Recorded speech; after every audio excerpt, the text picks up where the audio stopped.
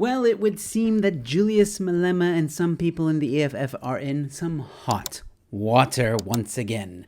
But before I get into that, ladies and gentlemen, please leave a like on this video, share it far and wide, and subscribe to the channel if you haven't already. All right, let's get into it. Criminals must taste you. Ma'am, can you give me protection from yourself? Did I hear that correctly? Hello, ladies and gentlemen. Welcome to Newsflash. I'm your host, Emilio. Thanks for tuning in. Ex-VBS chair implicates Malema and Shivambu in looting spree. Economic freedom fighters EFF leader Julius Malema and Floyd Shivambu allegedly received 6 million rand a month from Venda Building Society, or VBS, mutual bank from 2017. This was revealed in an explosive affidavit by former chairperson of VBS Mutual Bank and Vele Investments. Ladies and gentlemen, we got him. A tweet from Ishmael Abramji says, just in, explosive evidence by the ex-VBS chair in an affidavit he signed directly implicates the EFF's Floyd Shivambu and Julius Malema in the VBS corruption scandal. This is the first time direct evidence has surfaced about the scandal. And now, let's see what was said in that affidavit. He said that there was a lot of negative publicity after VBS Mutual Bank granted former President Jacob Zuma 10 million rand loan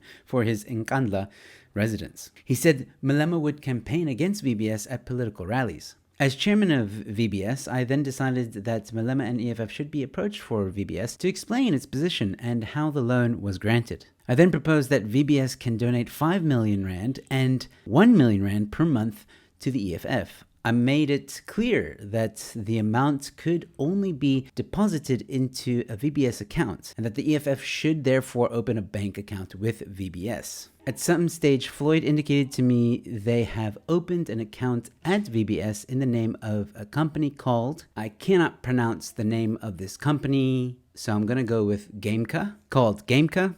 A transfer of 5 million rand, as promised, was made on my instructions from Malebongwe to Gameka on 8th of June 2017. Subsequent payments were made to the Gameka VBS account every month and were paid from Vele or any of Vele's subsidiaries. Myself, Julius Floyd, understood that concept of donation to mean gratification. Hence, Floyd and Julius did not provide me with EFF's own bank account detail for these donations. A bribe. That's what gratification means, guys. Bribes. But that's not all. In the affidavit, it was also revealed that at one of the meetings, Floyd and Brian agreed to regularize the 5 million rand plus 1 million monthly donations. We also agreed to draft a contract between Vele and Gameka for consulting work in petroleum and storage facilities. The said contract, which we backdated by agreement, was drafted by Shivambu's brothers. The signatories to that contract were myself, representing Vele, and Brian, who is representing Gameka, he said. So they went and they backdated all those transactions to try and cover them up. Because why? They were bribes. Wow. This is just...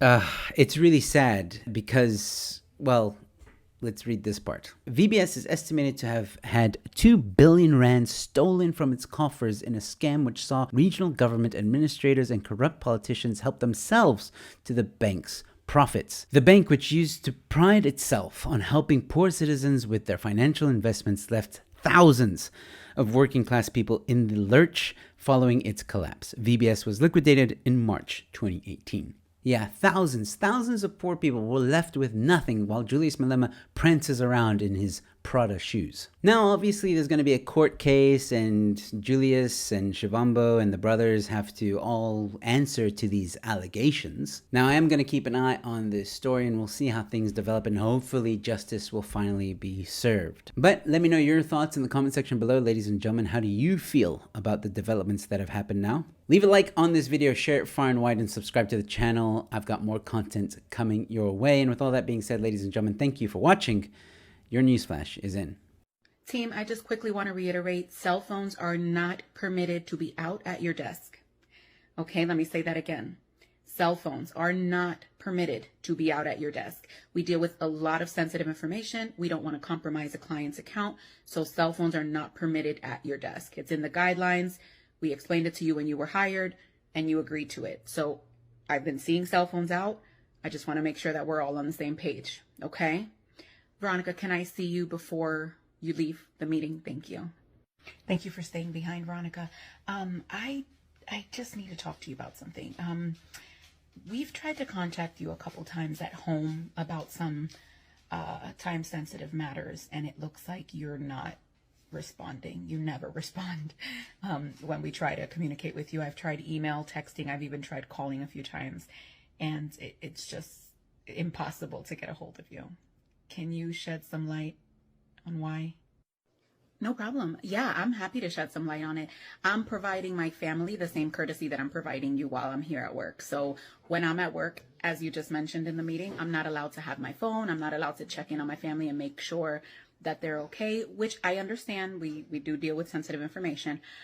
So when I'm at home with them, I'm not doing anything that's work related. My contract, as you mentioned, says 9 to 5. So after 5, I'm unavailable. Did you want to see the contract? No, I don't need you to show me your contract. How do we fix this? Because we need to be able to contact you. There's always a solution. So you can provide me a company cell phone and pay me from 5 to midnight. I don't assume that you're going to have to contact me after midnight. And I will be more than happy to be available. But I will need my same salary from 5 to midnight as well as the company cell phone. We can't do that. We can't pay you indefinitely, and we can't provide a cell phone. It's more of sort of being a team player, if that makes sense. I'm sure it makes sense to someone. But I'm available 9 to 5. You can pay me for my time after that if you need me to be available. But no, I'm not giving up time with my family, my alone time. I'm not giving up my time outside of this office to you for anything. So I am a team player from 9 to 5, Monday through Friday. Okay. Thank you.